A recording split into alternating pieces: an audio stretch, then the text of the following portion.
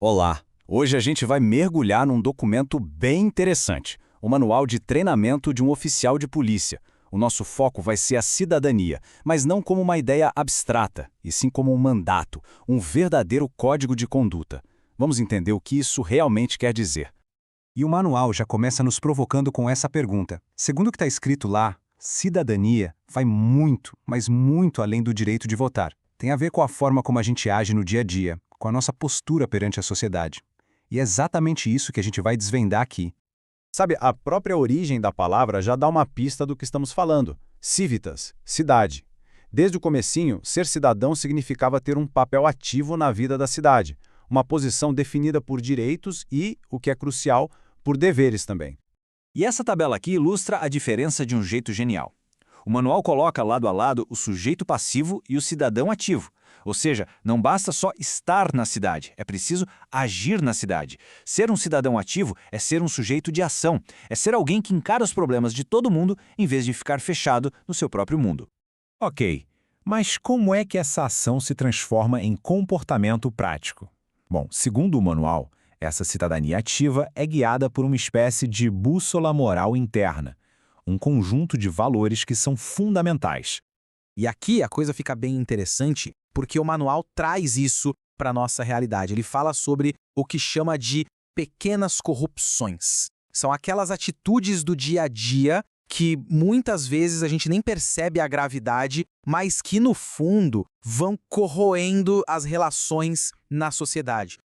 Pois é, essas pequenas corrupções mostram uma falha em valores que são a base de tudo, como respeito, honra, reciprocidade. São esses os pilares que sustentam uma sociedade que funciona. Então, fica claro que ser um cidadão ativo é praticar esses valores todo santo dia, de forma consciente. Ok, a partir daqui, a nossa análise vai ficando mais específica. Se esses são os valores para qualquer cidadão, qual é o padrão esperado de um policial militar, cuja função é justamente manter a ordem? Então, o manual define 7 princípios básicos de cidadania que são, assim, a base para todo policial. E olha, não é sugestão não, é apresentado como um código de conduta mesmo.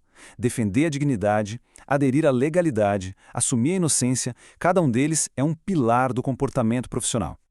E de todos esses princípios, o manual dá um destaque enorme para esse aqui, a presunção de inocência. É um pilar do nosso Estado democrático de direito. E para o policial é o ponto de partida que tem que ser obrigatório, sabe? É o que equilibra a autoridade dele com o direito do cidadão. Na prática, a gente sabe que isso exige um equilíbrio gigantesco. É tratar todo mundo como inocente, sem desrespeitar a dignidade da pessoa, mas, ao mesmo tempo, garantindo a segurança de toda a situação. É um baita desafio da atividade policial, né? Tá, mas como é que se garante que esses princípios vão ser aplicados ali na hora da ação no dia a dia? Para isso, o manual destaca uma técnica que é chave, o autoquestionamento. E o texto deixa isso bem claro. A rotina do dia a dia pode levar a um relaxamento, sabe? E por uma simples desatenção, o oficial pode acabar violando direitos. Ficar se fazendo essas perguntas, isso é correto? É legal? É ético? É a ferramenta que impede que isso aconteça. É, no fundo, uma proteção contra o erro. E é assim que a gente chega na conclusão do raciocínio do manual. Ele vai amarrando todos esses princípios de cidadania para definir qual é o papel final do policial na sociedade. Olha, essa comparação aqui é muito forte. Pensa bem, para o cidadão comum, lutar pelos direitos humanos é uma escolha. Já para um policial, o manual afirma que é uma obrigação. Faz parte da essência da missão dele. Não existe a opção de não fazer. E aí vem a frase que amarra tudo. O documento não define o policial só como alguém que aplica a lei, mas como algo muito mais profundo, um verdadeiro guardião dos direitos humanos. É uma declaração de propósito com um peso enorme. E a gente fecha essa análise com essa provocação final.